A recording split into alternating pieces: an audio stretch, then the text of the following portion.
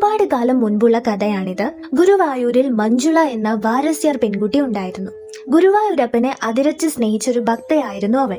എല്ലാ ദിവസവും അതിരാവിലെ ഉണർന്ന് ഏറ്റവും നല്ല പൂക്കൾ ശേഖരിച്ച് അവൾ മനോഹരമായ മാലകൾ ഉണ്ടാക്കുമായിരുന്നു. ആ മാലകൾ അവൾ ഭക്തിയോടെ ഭഗവാന് സമർപ്പിക്കുന്നത് പതിവായിരുന്നു. ഒരു ദിവസം അങ്ങനെ മഞ്ജുള ഭഗവാനെ കുറിച്ച് പാടി മാല കെട്ടുന്നതിൽ മുഴുകി സമയം പോയതറിഞ്ഞില്ല. നേരം സന്ധ്യയായപ്പോഴേക്കും അവൾക്ക് തിടുക്കമായി. വേഗം മാലയുമായി അമ്പലത്തിലേക്ക് ഓടിയെത്തിയെങ്കിലും അപ്പോഴേക്കും നട അടച്ചിരുന്നു. ഭഗവാന് താൻ തയ്യാറാക്കിയ മാല സമർപ്പിക്കാൻ കഴിയാത്തതിൽ അവൾക്ക് അതിയായ ദുഃഖം തോന്നി. കണ്ണീരോടെ അവൾ അമ്പലത്തിന് പുറത്തുള്ള വലിയ ആൽമരത്തിന്റെ ചുവട്ടിലിരുന്നു. അതേസമയം ദർശനം കഴിഞ്ഞ് മടങ്ങുകയായിരുന്ന ഭക്തകവിയായ പൂന്താനം നമ്പൂതിരി മഞ്ജുളയെ കാണാനിടയായി. ദുഃഖിതയായിരിക്കുന്ന മഞ്ജുളയോട് കാര്യം തിരക്കിയപ്പോൾ അവൾ തന്റെ വിഷമം അറിയിച്ചു. പൂന്താനം അവളെ സമാധാനിപ്പിച്ചു. ഭഗവാൻ എവിടെയുമുണ്ട്.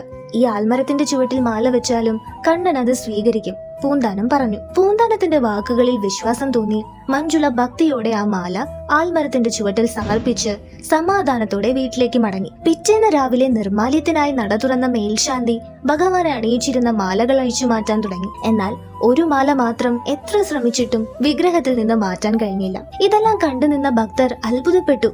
ഈ സമയം പൂന്താനം അവിടെ എത്തി. തലേ ദിവസം രാത്രി നടന്ന കാര്യങ്ങൾ പൂന്താനം ഓർത്തെടുത്തു.